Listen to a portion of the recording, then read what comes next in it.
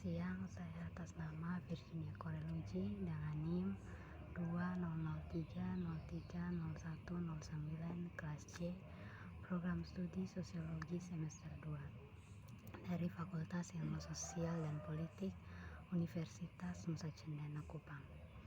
Siang hari ini saya akan mempresentasikan tugas mereview buku mata kuliah Sosiologi Komunikasi, review buku ke-8 dengan judul Riset Aktivis Media Etika Pendekatan Global terhadap Kekuatan Negosiasi dalam Riset Keadilan Sosial.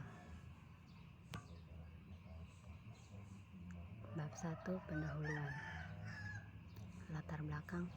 Perhatian etis terkait dengan masalah konfigurasi mikro dan makro power orasi akan tergantung pada siapa yang terlibat dalam proses penelitian, juga seperti kapan dan di mana penelitian itu dilakukan. Misalnya, global aktivis penelitian yang melakukan penelitian dengan aktivis media di negara lain mencoba dalam rezim politik otoriter atau kompleks, atau terlibat dalam penelitian selama masa krisis atau pergantian rezim, perlu mencari cara untuk menjaganya, baik aktivis riset maupun aktivis media aman dalam rezim yang bergeser kekuatan makropolitik. Aktivis penelitian juga dapat mempertimbangkan perbedaan kekuasaan, perbedaan sehubungan dengan struktur persimpangan di sepanjang sumbu seperti ras, etnis, kelas sosial, tingkat pendidikan, jenis kelamin, seksualitas, dan kekuatan global, sumbu seperti bangsa, lokasi global, kolonialisme, status imigrasi, dan seterusnya. Bab 2, Pembahasan. 1. Perspektif berbasis praktik tentang etika aktivisme penelitian. Pengalaman aktivis media interseksional sebagai dimensi utama keahlian mengatur diri kami sendiri sebagai kolektif, swakelola, horizontal, berlaku mengadakan pertemuan menggunakan prefiguratif anti-otoriter, feminis, dan horizontal termasuk berkeliling, check-in dan check-out, dan mempraktikkan etika perawatan relasional yang mencakup kesehatan mental, timbal balik dukungan, akses ke dana darurat, dan sebagainya, menggilir fasilitasi, pencatatan bergilir dalam alat pengeditan kolaboratif terbuka, dan menggunakan digiteknologi untuk partisipasi jarak jauh. Pertemuan visioning diadakan 2 kali setahun dengan fasilitator luar yang mendukung refleksi diri kritis dan perencanaan penelitian. Yang kedua, anonimitas. Terkait ketegangan dalam kerja yang dipelajari adalah kontradiksi antara anonimitas dan suara. Protokol etika biasanya memberikan anonimitas untuk melindungi privasi peserta dan meminimalkan risiko partisipasi saat meneliti dengan aktivis yang semakin diskriminalisasi. Anonimisasi data dapat mencegah polisi menemukan tindakan aktivis ditutup dalam wawancara. Tanpa jaminan anonimitas, aktivis mungkin memilih untuk tidak berpartisipasi dalam penelitian, atau mereka tidak akan membahas politik dan tindakan secara terbuka, membuat temuan menjadi tidak berarti.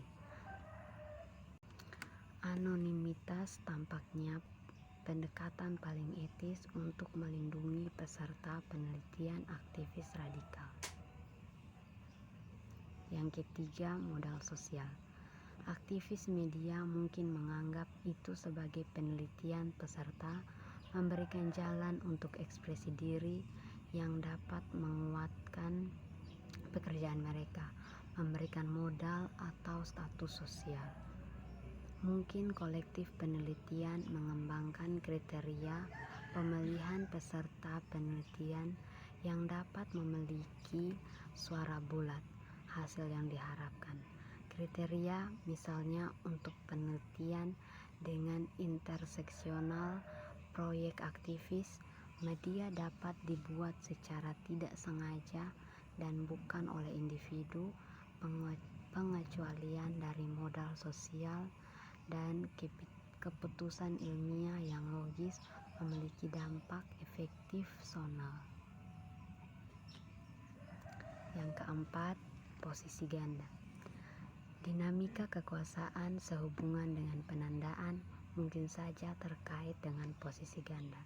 Dalam kolektivitas, penelitian horizontal dan universitas hierarki, peran dan tanggung jawab kegiatan penelitian, hal-hal yang terkait dengan penyandang dana, dan universitas mungkin bertentangan untuk praktik pada posisi horizontal. Semua orang di koleksi penelitian TAIF dapat secara bersamaan menempati dua posisi, anggota kolektivitas, horizontal, posisi kerja, dan hierarkis dalam posisi ganda. 5. Pembelajaran eksponensial. Banyak anggota fakultas mengkhawatirkan atau bahkan secara fundamental berlawanan dengan semua jenis L, termasuk penempatan dengan organisasi nirlaba, organisasi non-pemerintah, dan berbasis komunitas. Tumbuh kekhawatiran tentang L secara langsung mencerminkan pertumbuhannya di lembaga pendidikan tinggi Ketjon yang menjadi semakin korporatisasi, manajerial, dan ditekan untuk menunjukkan relevansi sosial.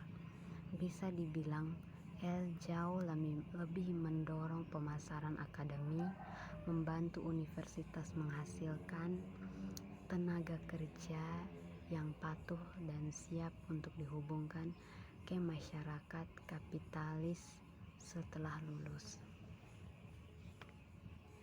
Bab 3. Penutup.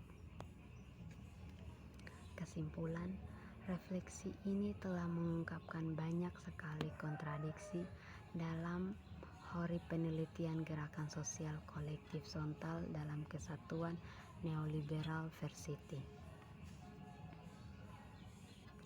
Mengusulkan beberapa strategi potensial untuk perubahan. Tujuan telah memulai dialog kompleks dan dapat menjadi generatif bagi mereka yang terlibat dalam proyek serupa.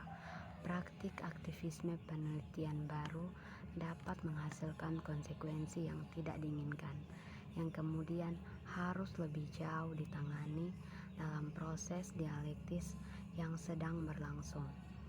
Meskipun ini pendahuluan pemikiran dapat memberikan titik berangkat untuk mengembangkan setiap praktik penelitian harif, praktik tersebut dapat menghasilkan konsekuensi yang tidak diinginkan, pertanyaan atau kontradiksi pada gilirannya, yang mungkin membutuhkan inovasi lebih lanjut dan dialog.